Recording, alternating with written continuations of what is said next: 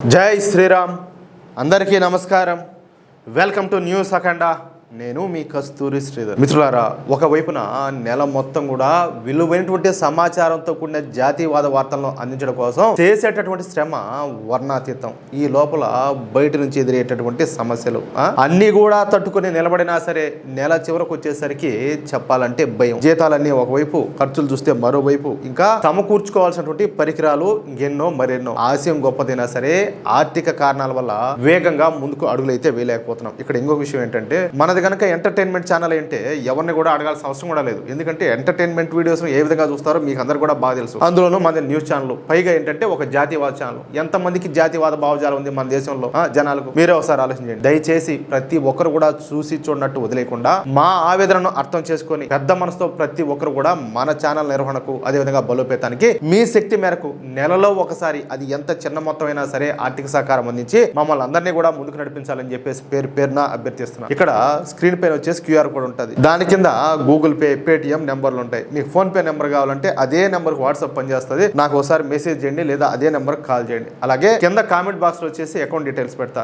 మీకు ఏ విధంగా వీలైతే ఆ విధంగా మీ శక్తి మేరకు ఎంతో కొంత ఆర్థిక సహకారం అందించి మన ఛానల్ ను కాపాడాల్సిందిగా మిమ్మల్ని అందరినీ కూడా కోరుకుంటున్నాం. సరే, ఇక న్యూస్ విషయానికి వస్తే, మన దేశం పైన, మన దేశంలో ఉన్నటువంటి కొంతమంది కుట్రలు చేస్తా ఉంటే అంతర్జాతీయంగా మన భారతదేశ ఎదుగుదలను చూసి ఓర్వలేక అంతర్జాతీయ శక్తులన్నీ కూడా ఎలాంటి నీచమైన వ్యూహాలు పన్నుతున్నాయో ఈ న్యూస్ ద్వారా చెప్పే ప్రయత్నం అయితే చేస్తా. భారత వ్యతిరేక శక్తులకు, దేశ ప్రగతిని అడ్డుకోవాలనే అంతర్జాతీయ ముఠాలకు కాలం అయితే చెల్లిందని చెప్పేసి నిరూపించే విధంగా మన ప్రధాని నరేంద్ర మోడీ గారి నాయకత్వంలో వరల్డ్ లీడర్ గా ఎదుగుతున్నటువంటి మన భారతదేశం పైన విషం చిమ్మినటువంటి ఒక అమెరికన్ సెనేటర్ సడన్ గా అనుమానాస్పదంగా చనిపోవడం వెనక ఉన్నటువంటి అసలు రహస్యం ఏంటి? కేజీబీ, సిఐఏ, అలాగే మొసాద్ లాంటి గూఢచారి సంస్థల మధ్య జరుగుతున్నటువంటి ఆధిపత్య పోరులో మన దేశాన్ని ఏ విధంగా టార్గెట్ చేయాలని చూశారో ఇప్పుడు క్లియర్ కట్ గా వాస్తవాలతో సహా చెప్పే ప్రయత్నం అయితే చేస్తారు. అమెరికా రాజకీయాల్లో 30 సంవత్సరాల అనుభవం ఉన్నటువంటి రిపబ్లికన్ పార్టీ సెనేటర్ అయినటువంటి లిండ్సే గ్రహం అంటే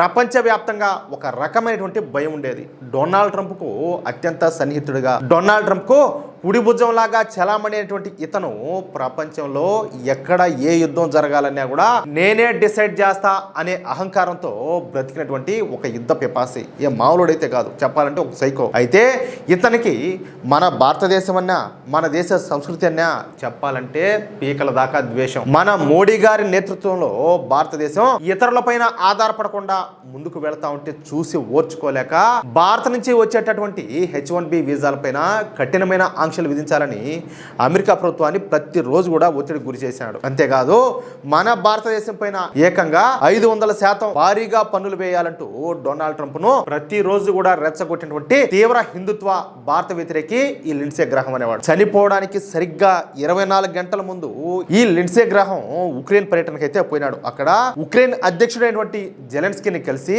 అతన్ని ఒక పెద్ద వార్ హీరో అంట ఆకాశానికి ఎత్తేస్తా తెగ జాకిలేసి లేపేసినాడు. ఉక్రెయిన్ యొక్క డ్రోన్ మ్యానుఫ్యాక్చరింగ్ ఫ్యాక్టరీలను, అలాగే ల్యాబ్లను స్వయంగా సందర్శించి రష్యాను దెబ్బతీయడానికి అమెరికా నుంచి ఇంకా ఎక్కువ మొత్తంలో పేట్రియాటిక్ యాంటీ మిసైల్స్ పంపించే విధంగా అమెరికా రక్షణ శాఖ పైన ఒత్తిడి తీసుకొస్తానని చెప్పేసి ఉక్రెయిన్ కు మాట ఇచ్చాడు.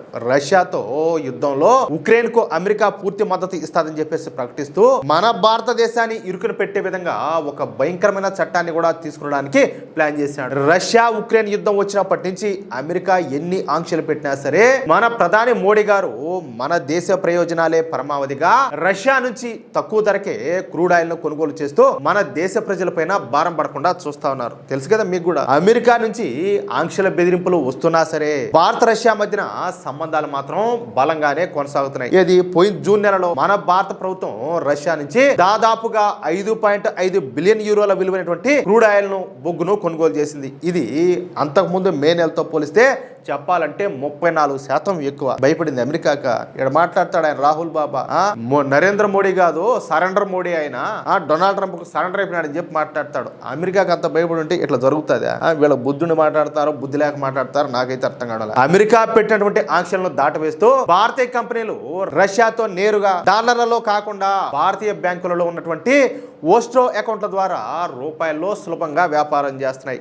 రష్యా ఆ డబ్బును మళ్ళీ మన భారత మార్కెట్లలోనే పెట్టుబడిగా పెడతాను. ఈ అద్భుతమైనటువంటి లూప్ హోల్ ను గమనించినటువంటి ఈ లిండ్సే గ్రాహం ఎలాగైనా సరే రష్యా యొక్క ఆర్థిక మూలాలను దెబ్బతీయడంతో పాటు భారత్ను భయపెట్టాలని చెప్పి చూశాడు. వీడి వల్ల కాదు కదా, వీడి జేజ్9 వల్ల కూడా కాదు భారతదేశాన్ని భయపెట్టాలంటే. ఎందుకంటే ఏడుండేది దమ్మున్నటువంటి మోడీ ప్రభుత్వం, ఒక దేశభక్తుడు ఈ దేశాన్ని పరిపాలిస్తాడు. ఏదో అప్పట్లాగా కాంగ్రెస్ కుటుంబం కాదు ఈ దేశాన్ని పరిపాలిస్తాడు. వీళ్ళకి ఇంకా ఆ విషయం అర్థం కావడంలే. అందుకే ఉక్రెయిన్ వేదికగా ఒక బిల్లును ప్రతిపాదించి రష్యాతో వ్యాపారం చేసేటటువంటి హెచ్డిఎఫ్సి, బ్యాంక్ ఆఫ్ బరోడా, అలాగే ఎస్బీఐ లాంటి భారతీయ బ్యాంకులపైన తీవ్రమైన ఆంక్షలు విధించాలని చెప్పేసి కుట్రబన్నాడు. మన భారతదేశాన్ని టార్గెట్ చేస్తూ రష్యా దారులన్నీ మూసేయాలని చూసినటువంటి ఈ లిండ్సే గ్రాహం బిల్లును ప్రతిపాదించిన కేవలం 24 గంటల్లోపే ఊహించని విధంగా సడన్ గా చనిపోయినాడు. మొన్నటి వరకు ఎంతో ఆనందంగా రోగమే లేని వ్యక్తిలాగా జల్సాగా తిరుగుతూ మద్యం తాగుతూ ఎంజాయ్ చేసిన వ్యక్తి జూలై 11వ తేదీన అకస్మాత్తుగా గుండెపోటు రావడంతో ఆసుపత్రిలో చేరాడు. అయితే ఆసుపత్రికి చేరిన కొద్దిసేపటికే పరిస్థితి అంతా కూడా విషమించడంతో అక్కడికక్కడే ప్రాణాలు అయితే కోల్పోయినాడు. ఈ ఆకస్మిక మరణం వెనుక రష్యా అధ్యక్షుడు పుతిన్ ఉన్నాడనే అనుమానాలు ఇప్పుడు అంతర్జాతీయంగా వ్యక్తం అవుతున్నాయి. రష్యా జోలికి అలాగే తన భారత్ లాంటి మిత్ర దేశాల జోలికి వస్తే పుతిన్ ఎంత తీవ్రంగా స్పందిస్తాడో, తన విశ్వరూపం ఏ విధంగా చూపిస్తాడో ఈ ఘటనతో మరోసారి అయితే రుజువైంది. అమెరికా గూఢచారి సంస్థ అయినటువంటి సిఐఏ కూడా ఇతను ఇంత త్వరగా చనిపోతాడని చెప్పేసి అసలు ఏ మాత్రం కూడా ఊహించలేకపోయింది. 1991లో సోవియట్ యూనియన్ విచ్ఛిన్నం కావడంతో కేజీబీ అంతరించిపోయి రెండు వేర్వేరు సంస్థలుగా విడిపోయినా సరే దాని పాత పద్ధతులు మాత్రం మారలేదని చెప్పేసి ఈ ఘటన అయితే నిరూపిస్తుంది. ఈ మాట నేను ఎందుకంటున్నానో కూడా మీకు క్లియర్ గా అర్థమయ్యేటట్టు చెప్తాను. గతంలో కేజీబీ తన శత్రువులను ఏ విధంగా సైలెంట్ గా అంతమొందించిందో బహుశా మీకు అందరికి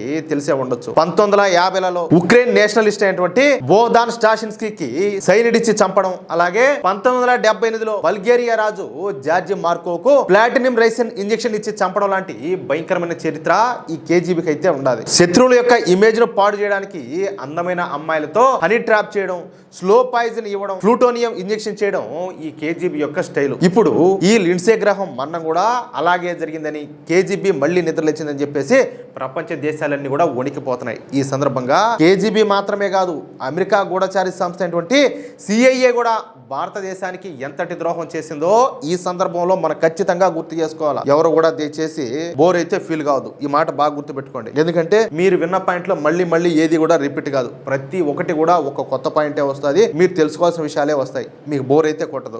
మీకు కావాల్సిందల్లా ఏంటంటే దేశభక్తి, కొత్త విషయాలు తెలుసుకోవాలని అనిపించేటటువంటి ఆసక్తి ఉంటే చాలు. ఓకేనా? మన భారతదేశం అణ్వస్త్ర రంగంలో ప్రపంచాన్ని శాసించే స్థాయికి ఎదుగుతున్న తరుణంలో మన అణుపితామహుడు హోమీ జహంగీర్ బాబా గారిని విమాన ప్రమాదం పేరిట ఈ సిఐఏ వాళ్లే హతమార్చారు. అలాగే 1965 పాకిస్తాన్ యుద్ధంలో భారత్ను అద్భుత విజయ తీరాలకు చేర్చినటువంటి మన ప్రీతమ ప్రధాని లాల్ బహదూర్ శాస్త్రి గారు తాష్కెంట్ లో మీటింగ్ పూర్తయిన తర్వాత ఆ రాత్రి అనుమానాస్పదంగా చనిపోయినారు. అప్పటి వరకు ఆరోగ్యంగా ఉన్నటువంటి మన శాస్త్రి గారిని విష ప్రయోగం ద్వారా చంపేసింది కూడా ఈ అమెరికన్ శక్తులే అన్నది చెప్పాలంటే బహిరంగ సత్యమే. మన దేశ ఎదుగుదలను అడ్డుకోవడానికి ఈ అంతర్జాతీయ సంస్థలు ఎప్పుడు కూడా కుట్రలు చేస్తానే ఉన్నాయి. ప్రస్తుతం అంతర్జాతీయంగా అమెరికా అహంకారం దెబ్బతింటుంది. ఇరాన్ ను లొంగ తీసుకోవాలని చెప్పేసి చూసినటువంటి అమెరికా అక్కడ ఘోరంగా అటర్ ఫ్లాప్ అయిపోయింది. ఇరాన్ దెబ్బకు అమెరికా సైనిక శక్తులు చెప్పాలంటే ఒకానొక సందర్భంలో వెనకడుగు వేయాల్సి వస్తుంది. ఈ క్రమంలో ఇరాన్ ను పూర్తిగా అణిచివేయలేకపోయిన అమెరికా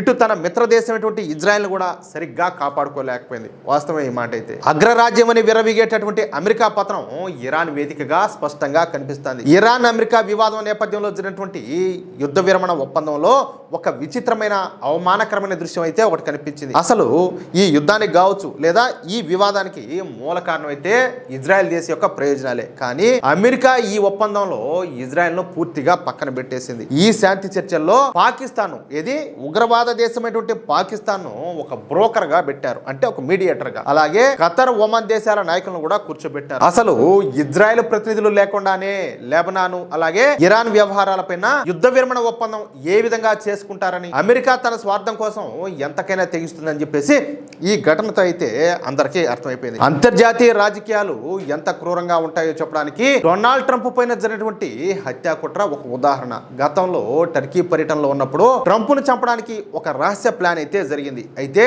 ఇజ్రాయెల్ గూఢచారి సంస్థ మొసాద్ సకాలంలో రంగంలోకి దిగి ట్రంప్ కు ముందుగానే సమాచారం ఇవ్వడంతో ఈ డొనాల్డ్ డొనాల్డ్ ట్రంప్ హుటాహుటిన టర్కీ మీటింగ్ క్యాన్సిల్ చేసుకుని వేరే ఫ్లైట్లో వెళ్ళిపోయి ప్రాణాలు అయితే కాపాడుకున్నాడు. కానీ అదే మొసాద్ సంస్థ ఈసారి లిండ్సే గ్రాహం విషయంలో మాత్రం సైలెంట్ గా ఉండిపోయింది. లిండ్సే గ్రాహంను రష్యన్ ఏజెంట్లు చంపబోతున్నారనే పక్కా సమాచారం ఈ మొసాద్ కు ముందే తెలుసు అన్న అనుమానాలు కూడా ఉన్నాయి. అయినా సరే మొసాద్ ఈసారి అతన్ని కాపాడడానికి ఎలాంటి ప్రయత్నం కూడా చేయాల, కావాలనే చేతులు ముడుచుకొని కూర్చునింది. అర్థమైందా? ఎందుకంటే అమెరికా తమ మాట వినకుండా ఇజ్రాయెల్ ను పక్కన పెట్టి పాకిస్తాన్ లాంటి దేశాలతో చేతులు కలపడం మొసాద్కు ఎంత మాత్రం కూడా నచ్చల. అందుకే మొసాద్ వ్యూహాత్మకంగా మౌనం అయితే ఊహించింది. మిత్రులారా, ఇది అంతర్జాతీయ రాజకీయాల వెనుకున్నటువంటి అసలైనటువంటి విశ్లేషణ. భారతదేశాన్ని, మన బ్యాంకింగ్ వ్యవస్థను దెబ్బతీయాలని చూసినటువంటి ఒక దుష్ట శక్తిని కాలమే చెప్పాలంటే అంతమొందించింది. ప్రధాని మోడీ గారి నేతృత్వంలో ఉన్నటువంటి నేటి నవభారతం ఎవరికి కూడా లొంగదు,